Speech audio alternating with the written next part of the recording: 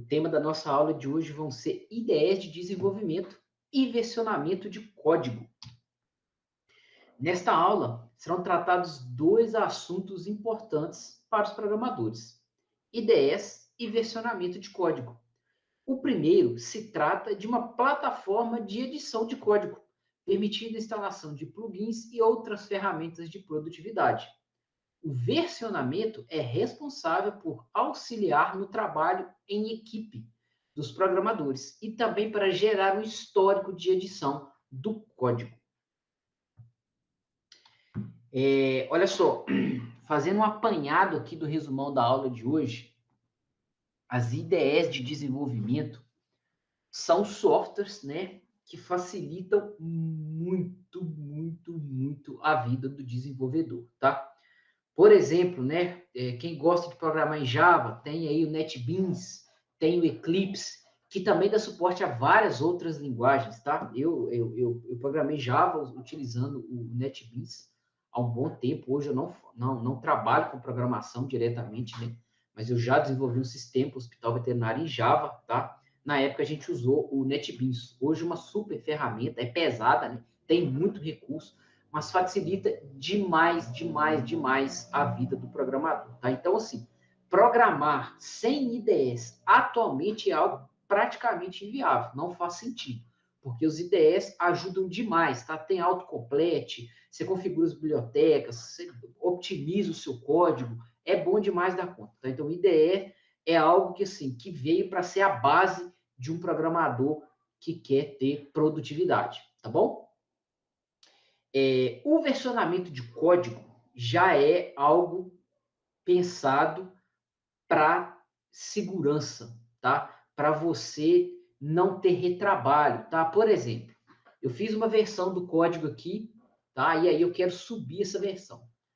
Beleza, eu vou lá, subo essa versão. Ok. Quando eu edito, faço as edições, que eu subo uma segunda versão, todas as diferenças ficam salvas, as versões do código ficam salvas. Então fica muito fácil você corrigir um problema, localizar um problema, tá? É de uma versão para outra, você consegue voltar uma versão anterior, ir para uma versão para frente. Então, o versionamento de código é algo que veio também para facilitar muito a vida do programador. Ajuda demais o trabalho em equipe, ajuda muito, né, a você voltar atrás, descobriu um erro lá na frente, você consegue voltar atrás, fica mais fácil você achar o que, que você mudou, aonde que está o problema, né, esse problema que surgiu, que não existia antes.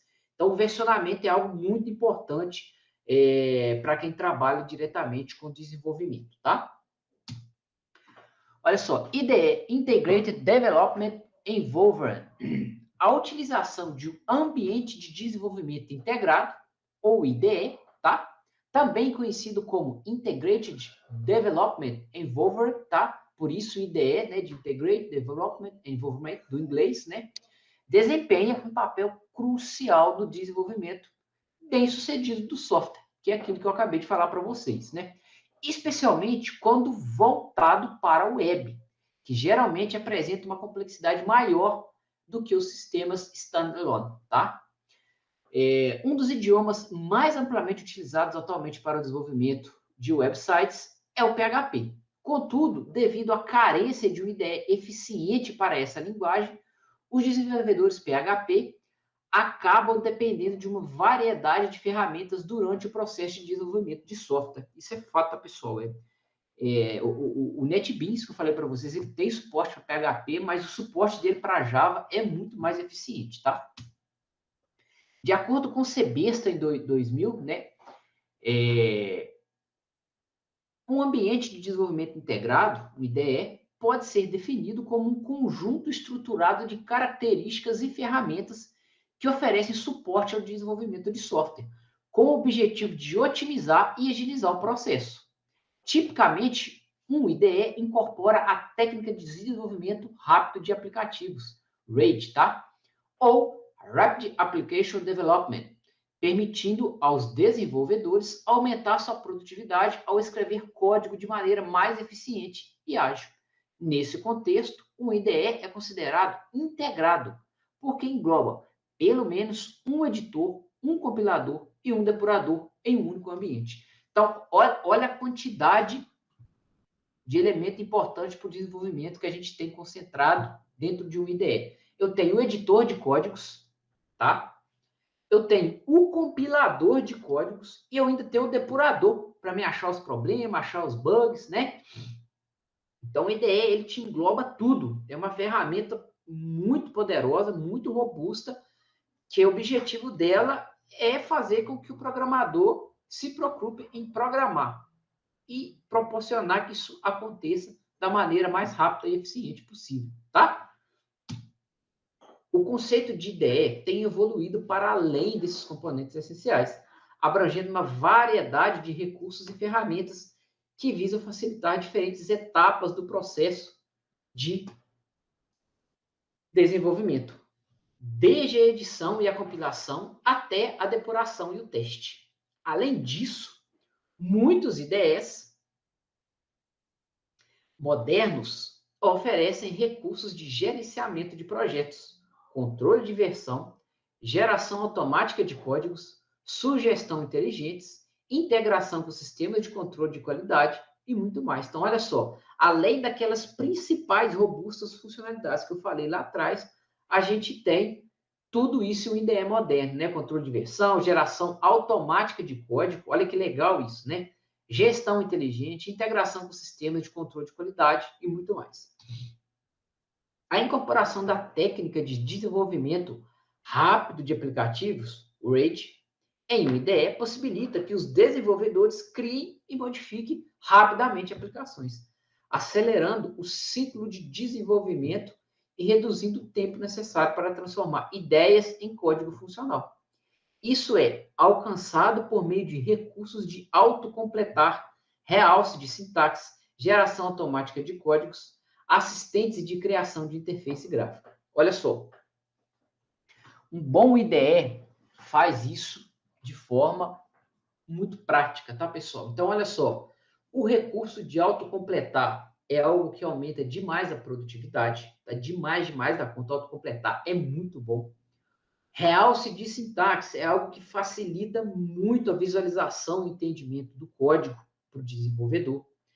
A geração automática de código é algo que, assim, confesso para vocês que não é assim, né, maravilhoso do jeito que a gente está lendo aqui, né? Ele vai lá e gera o código todo pronto. Se fosse assim, não precisava de programador, mas ajuda muito, tá? Ele gera o código, às vezes você tem que fazer algumas alterações, né? Às vezes, não, quase sempre, você tem que intervir e fazer as alterações, mas já adianta bastante a vida do programador, tá? Se souber utilizar da maneira correta. E outra coisa muito interessante é o assistente de criação de interfaces gráficas, tá? Quando você pega um IDE, NetBeans, por exemplo, você não precisa escrever código para criar tela. Você tem um assistente de criação de tela que ele funciona como se fosse um PowerPoint. Você cria um frame, você cria uma janela, você vai criando os campos e aí depois você só programa. É dentro de cada campo desse o que ele vai fazer, o que vai acontecer, tá? Então é outra coisa que adianta demais. Confesso que assim, se você criar na mão do zero a interface gráfica via código, fica mais organizado. Fica mais organizado, fica mais otimizado, fica mais enxuto o código, tá? Mas o assistente de criação que gera o código do que você consegue fazer com a interface gráfica acelera muito o processo de desenvolvimento.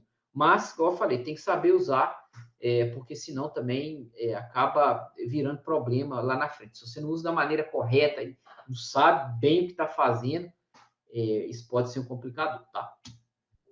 No contexto de desenvolvimento web, como mencionado por CBS em 2000, a complexidade frequente associada a sistemas voltados para a web é tratada com a ajuda de IDEs especializados, que fornecem recursos para o desenvolvimento front-end e back-end, além da integração com tecnologias e frameworks web mais populares.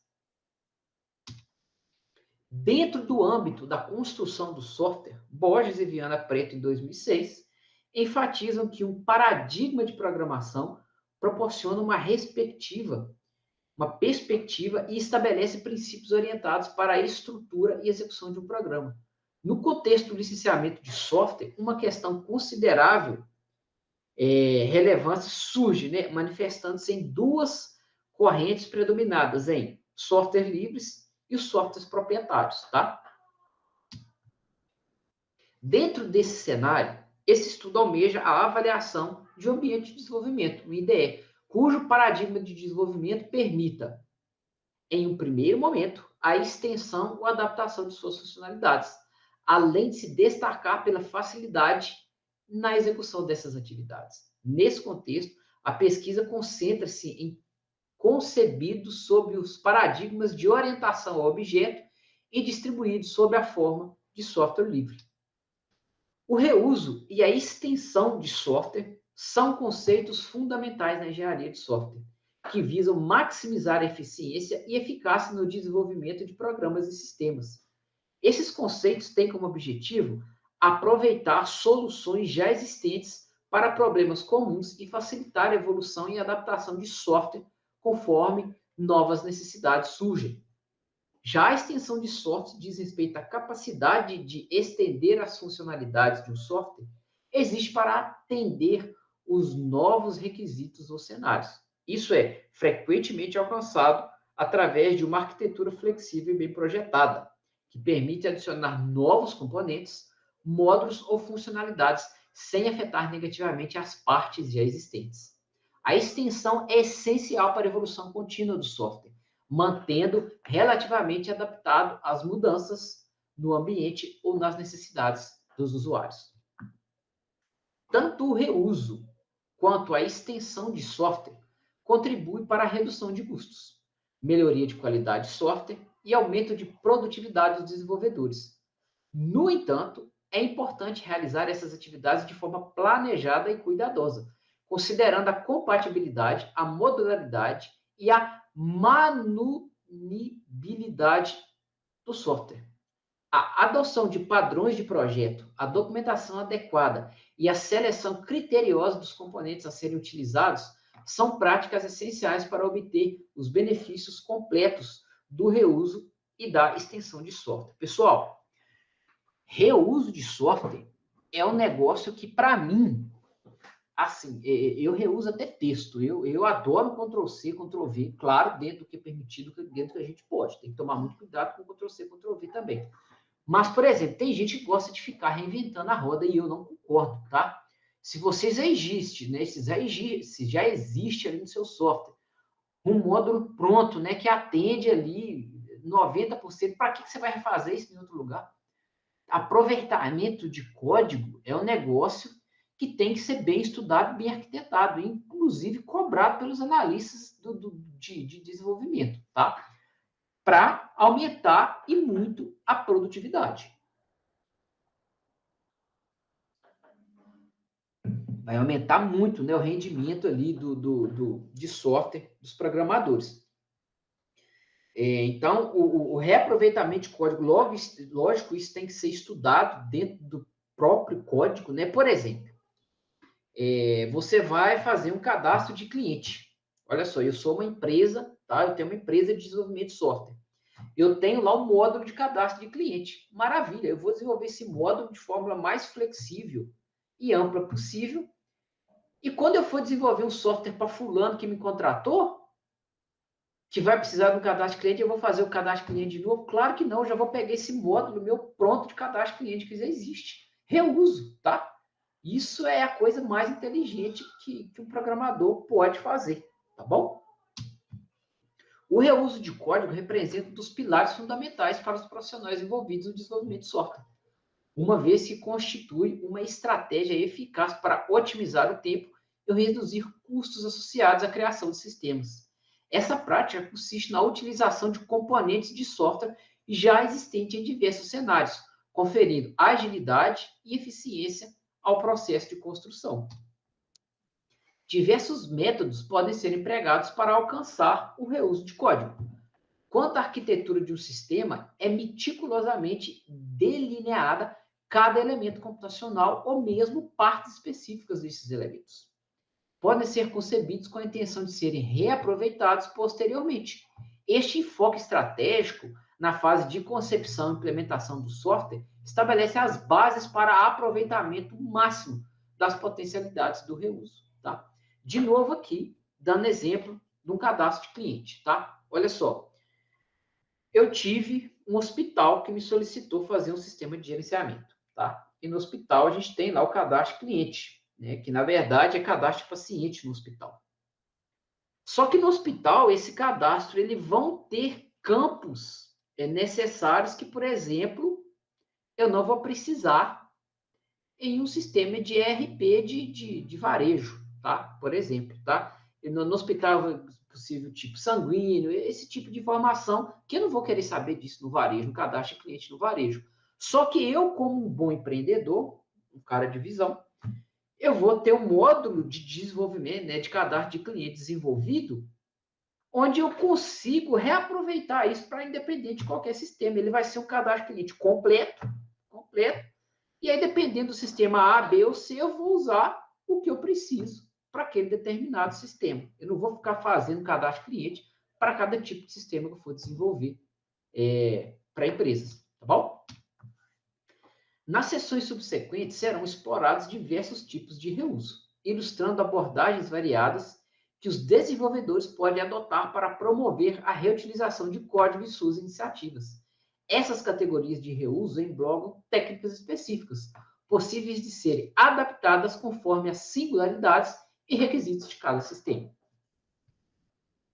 Dentro do contexto de reuso de código, uma variedade de estratégias e abordagens pode ser empregada, permitindo que os desenvolvedores extraiam o máximo valor de componentes existentes.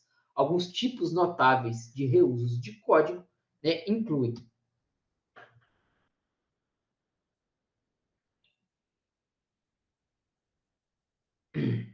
reuso de componentes, tá? Esse tipo envolve a criação de componentes independentes que podem ser utilizados em diferentes projetos. Esses componentes podem variar desde pequenos módulos até sistemas mais complexos, como sistemas de autenticação, sistemas de pagamento e etc. Reuso de código aberto. Projetos de código aberto disponibilizam seu código-fonte para a comunidade. Desenvolvedores podem contribuir, adaptar e utilizar esses projetos em seus próprios trabalhos, resultando em colaboração e compartilhamento amplo de solução. Então, olha só que interessante isso aqui. Até aqui, eu dei muito exemplo de desenvolvimento de software próprio, dentro de uma própria empresa, né? Mas você pode aproveitar código de software livre, né? Que você vai lá, pode pegar esse código-fonte, você pode melhorar, você pode extrair, utilizar o que você quiser dele. Ele é livre, ele está ali para isso.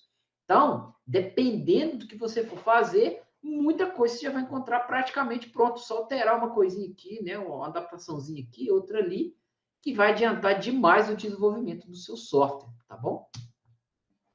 Outro tipo de reuso que a gente tem é reuso de frameworks, tá?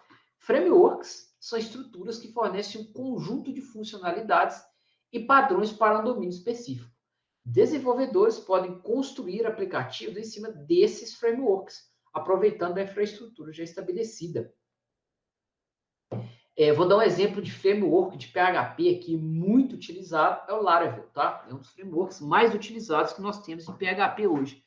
Ele traz uma série de recursos e funcionalidades praticamente prontas para você simplesmente pegar e utilizar no seu código, tá? Adianta muito a vida do programador, tá? Torna a ferramenta mais robusta, mais otimizada, mais eficaz, um desenvolvimento mais eficiente, tá? Mais lucrativo, né? Então, desenvolver com framework hoje é uma excelente decisão, tá? Claro, cada caso é um caso, tudo tem que ser estudado, mas framework hoje é algo que está aí para ajudar muito aos programadores, tá?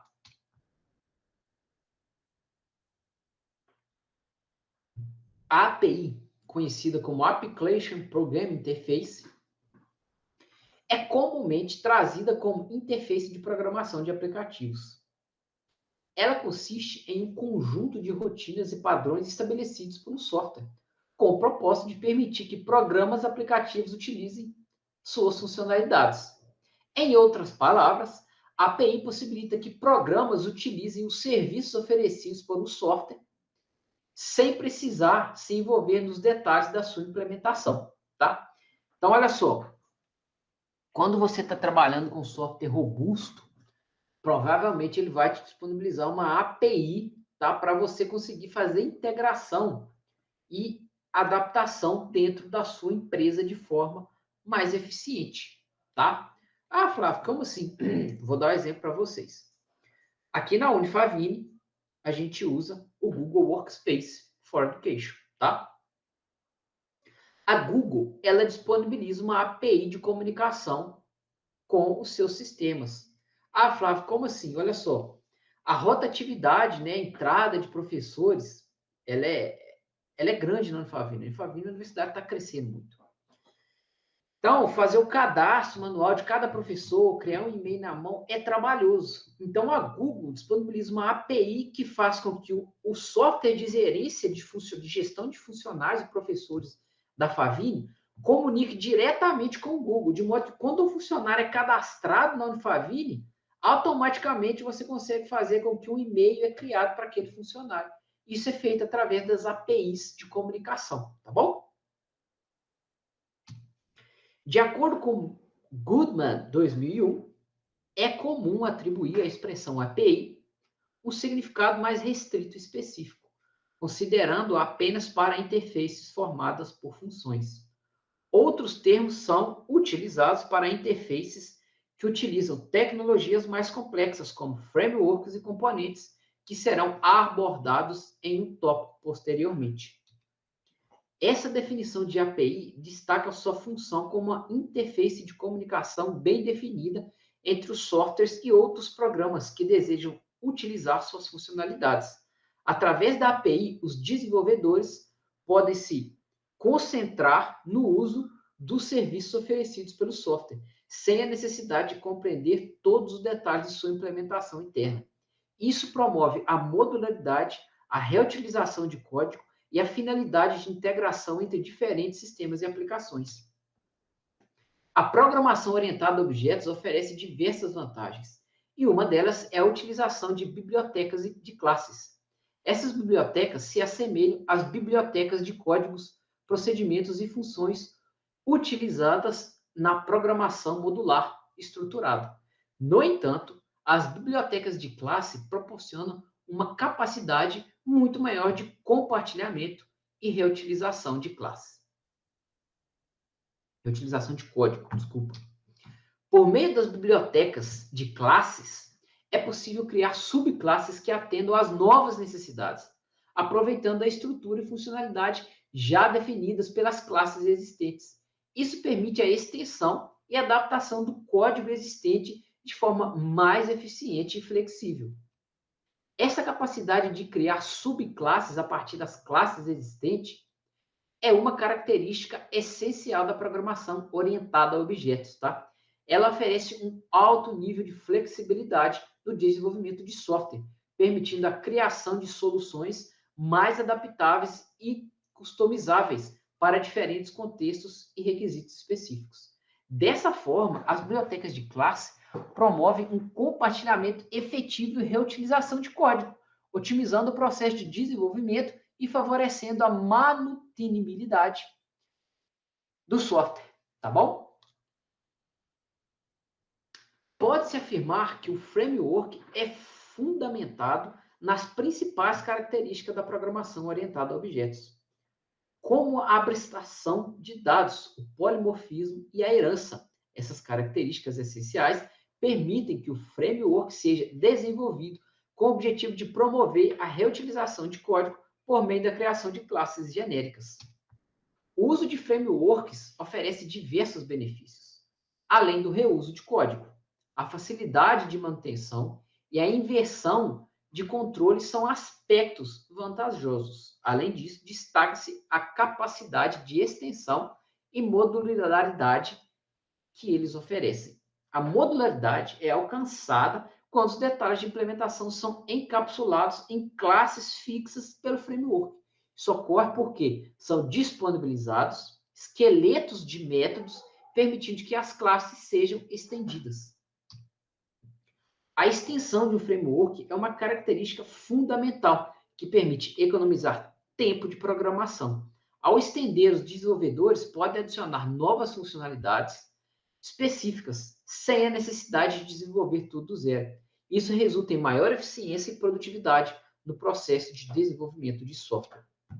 De acordo com Lima, 2004, a concepção de um plugin está associada à expansão das funcionalidades de uma ferramenta, permitindo conectar um componente de software ao existente, o que proporciona aos desenvolvedores a capacidade de realizar atividades além das previamente possíveis.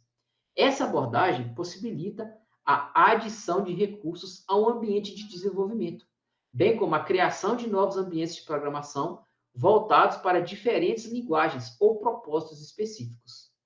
Os plugins podem ser desenvolvidos e atribuídos separadamente, pois representam a menor unidade de funcionalidade de uma plataforma.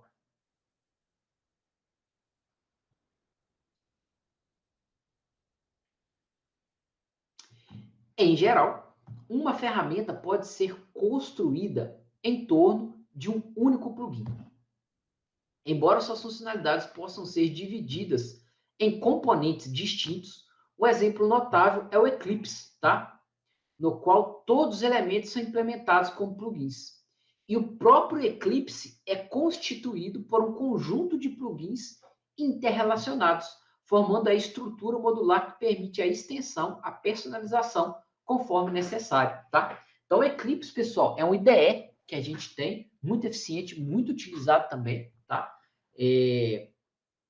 Eu não sei passar uma informação atualizada de hoje, qual está sendo mais utilizado, se é o NetBeans, se é o Eclipse, eu posso procurar informar, trazer na próxima aula para a gente, mas são dois IDEs super parrudos, super utilizados no mundo todo, tá? Características desejáveis do IDE, tá? Um ambiente de desenvolvimento integrado, um IDE, deve incluir uma API de extensão, uma vez que é por meio dessa API que os plugins são implementados.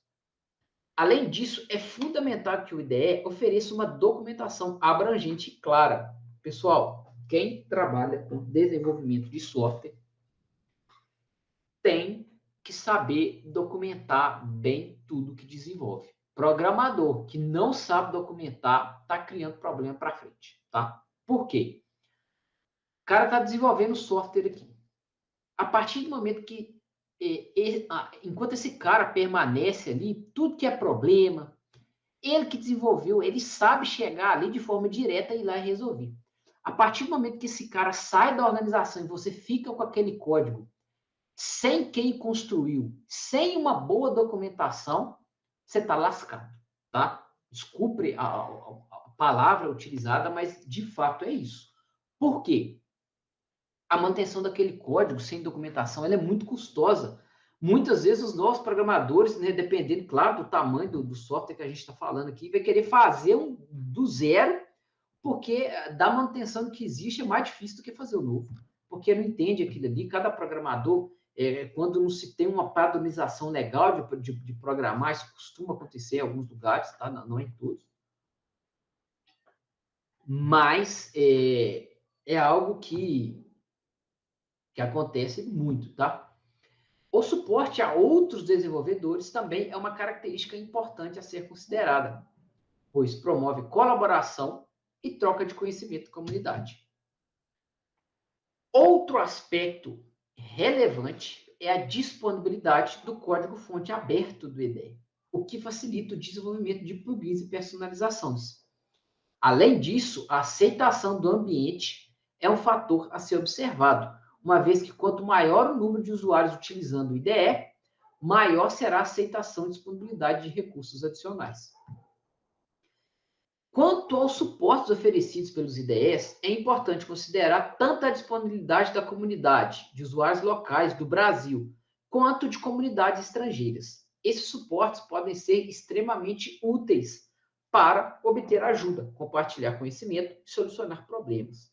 Pessoal, eu quero deixar uma dica para vocês aqui agora, que é em relação ao inglês, tá? Quem tiver oportunidade, abrace e agarre com tudo e aprenda o inglês. aprenda a ler, aprenda a escrever, aprenda a escutar, aprenda a falar, tá? Vocês podem ter certeza, vocês só têm a ganhar com isso. E muito, tá? É muito profissional bem capacitado, que às vezes perde um excelente emprego, que ia ganhar uma tonelada de dinheiro porque não tem o inglês, tá? O inglês na TI hoje, ele não é mais opcional, ele é obrigatório, tá? Então hoje vai ser, Flávio, não vou aprender inglês, não vou fazer inglês, não vou ganhar nada com isso, não vou para fora. Pessoal, independente, tá? Eu tenho vários amigos que estão trabalhando de home office hoje para fora do país, ganhando em dólar, trabalhando de casa aqui, ó, home office bonitinho, ganhando em dólar, tá? Ganha 10 mil dólares, né? Pensa em casa, home office, ganha 10 mil dólares, 50 mil reais. Tem vários amigos dessa maneira, tá? Mas por quê? Tem inglês fluente.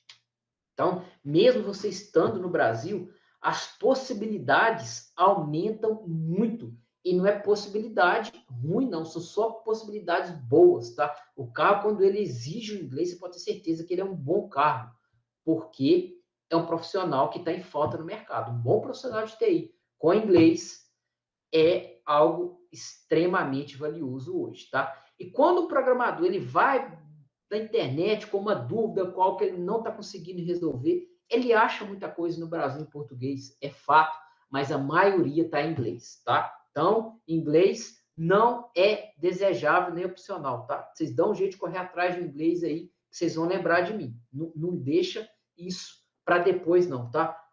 Antecipe o inevitável. Flávio, tem que fazer. É verdade. Já vai olhando o cursinho de inglês. Qualquer um. Desde que você faça de bom grado e você dedique, pode ter certeza que você só vai colher frutos daquilo ali. Claro que você não vai ter fruto direto. Não vou ganhar saber inglês. Não. Mas você vai conseguir um emprego muito melhor, você vai ganhar muito mais por você saber inglês, tá? No contexto desse trabalho, em busca de uma IDE, RED, né, que permita extensibilidade de alta produtividade, existem recursos indispensáveis a serem considerados. Alguns desses recursos incluem gratuito e open source, multiplataforma, possuir interface API, suportar outras tecnologias como HTML, JavaScript, Flash, ArctiveX e outras que forem necessárias, suporte a linguagem PHP GTK para possibilitar a criação de aplicações standalone, integrações com banco de dados, checagem de sintaxe em tempo real, coloração de sintaxe, autocompletamento de código, ajuda rápida ao selecionar a palavra-chave e mover o mouse sobre a mesma, um bom debugger, organizador de códigos, browser integrado e uma documentação que ajude o desenvolvedor. Pessoal, isso hoje já não é nem característica desejável no IDE mais não, é característica obrigatória. O IDE que não tem todas essas características aqui, é o IDE que já ficou para trás, você pode procurar, que você vai achar coisa melhor, tá? O controle de versão é uma prática essencial na engenharia de software, que visa organizar projetos por meio do gerenciamento de diferentes versões de documento. Essa abordagem permite acompanhar o histórico de desenvolvimento, desenvolver paralelamente e até mesmo resgatar uma versão estável do sistema, sem afetar a versão principal. Em essencial, o controle de versão envolve a gestão de variáveis da informação. Pessoal, o controle de versão, né, o versionamento, é algo que hoje também é praticamente obrigatório para um desenvolvedor. Então, o cara que estiver desenvolvendo hoje, sem um controle de versão, sem um versionamento, ele está andando para trás, ele não está acompanhando a tecnologia, não. E programador que não acompanha a tecnologia, vocês podem ter certeza que está fadado a insucesso, tá? Aprenda uma coisa, rio que não corre, que não anda, vira pântano, tá? Principalmente no mundo da tecnologia, tá? Em tecnologia, você obrigatoriamente tem que se manter atualizado, senão você está ficando para trás. E os novos que vêm chegando, engolindo tudo, com pouco você ficou para trás, passou todo mundo na sua frente. Se você não tiver uma estabilidade e um pé de mês, você vai morrer de fome, vai trabalhar para ganhar salário, tá? E eu tenho certeza que o objetivo de todo mundo que está aqui fazendo curso superior não é ganhar salário mínimo, não. Mas para isso, vocês têm que se manter atualizado pro resto da vida. Isso em quase todas as profissões, tá, pessoal? A pessoa que ela não se mantém atualizado na profissão, ela tá fadada ao insucesso, tá? Eu lembro que quando eu estava lá no primeiro ano, primeiro, segundo ano, eu falei assim, nossa, eu tô doido para acabar esse segundo grau, não aguento mais estudar, quer trabalhar. E aí veio a faculdade. Aí na hora que chegou a faculdade, eu falei assim, nossa, não aguento mais essa faculdade, tô doido para acabar, para me formar, esse trem, para começar a trabalhar, para me ganhar mais. Iludido, né? Achando que ia acabar a graduação, que ia parar de estudar. Aí acabou a graduação, você fica um tempo assim, nossa, eu tenho que correr atrás, tem que fazer uma pós. Aí você faz uma pós. Aí na hora que você está no meio da pós, você assim, nossa, tô doido para esse trem acabar, para me ser pós-graduando, para me ter um aumento de salário. Aí acaba a pós, você vê que você precisa ir além, você não pode ficar parado. Rico fica parado, vira pântano. Aí você fala assim, não, tem que fazer o mestrado. Aí você faz o mestrado. Mestrado é casca grossa, pessoal. Quem tiver a oportunidade de fazer vai saber na pele o quão custoso é o mestrado hoje. E aí você vai fazer o mestrado, na hora que você está no meio do mestrado, você fala assim, nossa, Deus, eu não aguento mais, eu estou doido para escabar, para me ser mestre, para me ter título de mestre, para me conseguir emprego, para me ganhar mais, né? Tudo gira em torno de dinheiro, né? Então, você sempre quer ganhar mais. E aí acaba o mestrado, você fala assim, nossa, e agora? O que eu vou fazer? Agora tem que fazer um doutorado, e aí você começa a dar aula, né? Depois do mestrado vem a docência, e aí o que é aula? A aula é você estudar todo dia, trazer coisa nova para os alunos, trazer coisa atualizada. Então, pessoal, estudar é para a vida toda, tá? Não se engane achando que vocês não vão ter que estudar, não. A não ser que vocês for trabalhar quiser trabalhar a vida toda aí de caixa de supermercado, não tem nada contra, né? Mas tem certeza que todo caixa de supermercado quer crescer, quer ganhar mais, quer ir além, tá? Agora, esses serviços, né, braçal, mecânico, aí vocês não precisam estudar, não. Mas até o cara que está nesse tipo de serviço, se ele estudar, ele vai conseguir crescer dentro da empresa, tá? Então, estudar é pro resto da vida, tá? Coloca isso na cabeça de vocês. Existem diversos sistemas de controle de versão disponíveis, os quais oferecem benefícios no que diz respeito à recuperação e verificação de versões anteriores. Esses sistemas podem ser classificados como local, centralizado ou distribuído, cada um com suas características específicas. O objetivo do versionamento de um sistema é documentar inclusões, alterações e exclusões de funcionalidades, permitindo saber exatamente quando uma determinada funcionalidade foi lançada e, se necessário, recuperar uma versão anterior, caso os erros durante o processo de publicação. Ao atualizar um sistema de controle de versão, os desenvolvedores podem acompanhar e registrar todas as alterações feitas no projeto ao longo do tempo. Isso garante uma trilha de auditoria precisa e facilita a colaboração entre membros de equipe, que podem trabalhar em diferentes partes do projeto simultaneamente, sem interferir no trabalho um dos outros. Além disso, o controle de versão permite que os desenvolvedores restaurem versões anteriores, seja para referência ou para corrigir erros introduzidos durante o desenvolvimento. Isso porque promove uma maior segurança e confiabilidade no processo de desenvolvimento de software, uma vez que é possível voltar a uma versão estável conhecida caso problemas inesperados surjam na implementação da atualização do código, tá? Em resumo, o controle de versão é uma prática fundamental na engenharia de software, que visa gerenciar diferentes versões de documentos. Essa abordagem oferece benefícios significativos, incluindo o rastreamento do histórico de desenvolvimento, o desenvolvimento paralelo e a capacidade de resgatar versões anteriores. A escolha de um sistema de controle de versão adequado, seja ele local, centralizado ou distribuído, depende das necessidades e requisitos específicos de cada projeto. Tipos de controle de versão. Existem diferentes tipos de sistemas de controle de versão, que podem ser classificados como local, centralizado ou distribuídos, como já falado no slide anterior. O sistema local é uma abordagem continuamente utilizada por muitas pessoas, em que os arquivos são simplesmente salvos em um diretório separado. Essa abordagem é popular devido à sua simplicidade, mas também suscetível a erros, já que é fácil esquecer em qual diretório o arquivo foi salvo, e assim gravar no local errado ou sobrescrever arquivos acidentalmente.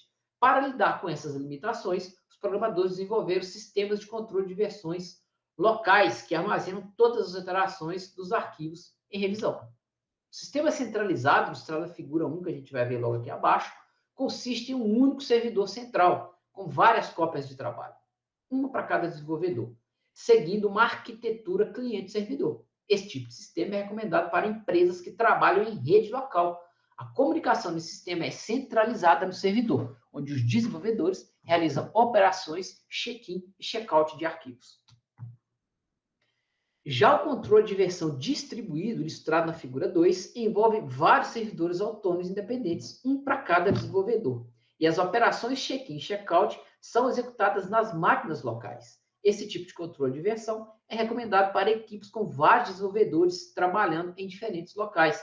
Embora seja um sistema mais rápido, ele requer maior conhecimento de ferramenta e pode, inicialmente, dificultar os desenvolvedores. De fato, não é algo trivial não, tá, pessoal? Mas quando você está bem adaptado e sabe utilizar, é algo que se torna extremamente valioso, tá?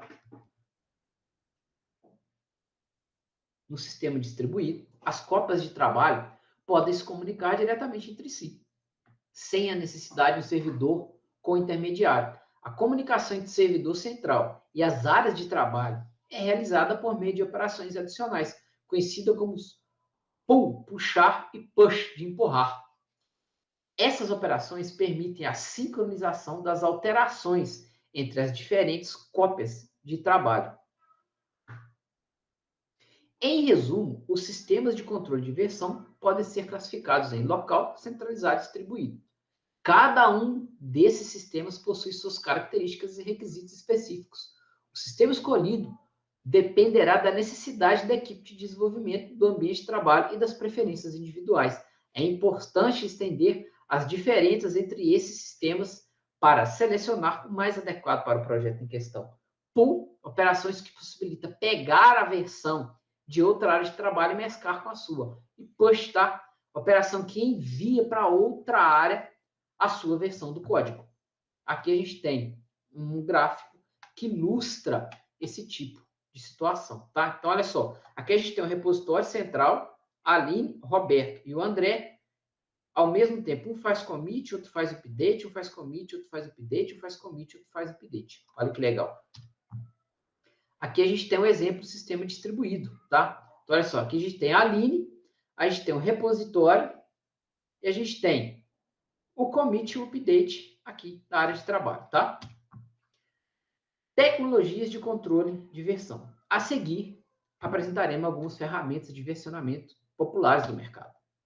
O Git, tá? GitHub e o Git estão interligados, sendo que o GitHub é a plataforma de hospedagem de código que utiliza um sistema de controle de versão Git para gerenciar e rastrear as alterações dos projetos de software. Em outras palavras, Git é a tecnologia subjacente que possibilita o controle de versão, enquanto o GitHub é um serviço online que aproveita essa tecnologia para facilitar a colaboração, hospedagem e gerenciamento de projetos. O Git é uma ferramenta de controle de versão amplamente empregada, oferecendo recursos avançados para gerenciar documentos e projetos. Ela capacita os usuários a trabalhar de maneira contínua no mesmo diretório, realizando as modificações de seus projetos, registrando informações relevantes por meio de documentação e comentários.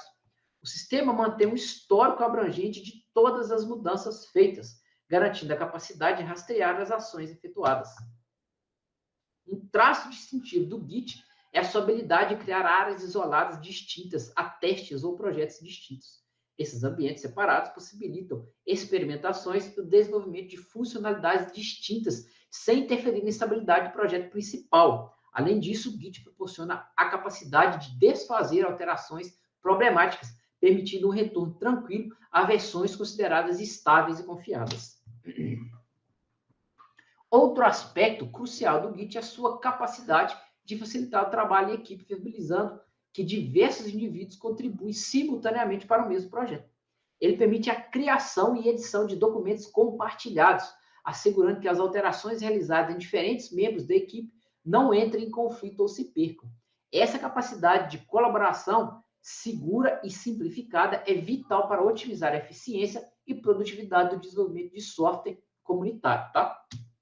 A respeito da aparente complexidade que esses recursos podem trazer, o Git é projetado para manter a organização das informações. evitando complicações para os desenvolvedores. Sua estrutura interna e mecanismo de controle garantem que todas as mudanças sejam devidamente registradas e que os usuários possam gerenciar e acessar os históricos de versão de maneira mais eficaz. O GitHub, como mencionamos, é uma plataforma de alojamento de código e cooperação que se fundamenta na tecnologia do Git. Ela fornece um ambiente virtual para os programadores compartilharem seus projetos, colaborarem em equipe e gerenciarem o ciclo de vida do software de forma eficaz. Adicionalmente, o GitHub oferece funcionalidades de cooperação que possibilitam aos programadores trabalharem juntos de forma produtiva. Isso inclui a habilidade de sugerir alterações nos projetos de outros indivíduos, comentar em partes específicas do código e analisar as contribuições dos colegas. A plataforma também permite a gestão de problemas e a criação de projetos e tarefas para manter a equipe organizada e concentrada. Além disso, o Git desempenha um papel essencial na disseminação de código aberto. Vários projetos de software livre de códigos abertos são hospedados no GitHub, possibilitando a comunidade global de programadores colaborar e contribuir para o progresso constante desses projetos. De maneira resumida, o Git é uma plataforma que se fundamenta na tecnologia do Git para simplificar a colaboração e a administração de projetos de desenvolvimento de software. Ele disponibiliza ferramentas robustas para partilhar código, monitorar alterações, cooperar em equipe e encorajar distribuições para projetos de código aberto. Por último, agora a gente tem o Apache, tá? Subversa ou SVN. O Apache Subversa ou SVN é um software de controle de versão e revisão de informações amplamente utilizado na indústria de desenvolvimento de software. Sendo uma ferramenta de código aberto, o SVN foi desenvolvido com o propósito de manter um histórico completo e atualizado de versões de pastas de documentação, permitindo que os desenvolvedores tenham controle e rastreabilidade sobre as alterações realizadas ao longo do tempo, tá? Pessoal, hoje a nossa aula fica por aqui. Até a nossa próxima aula e tchau, tchau.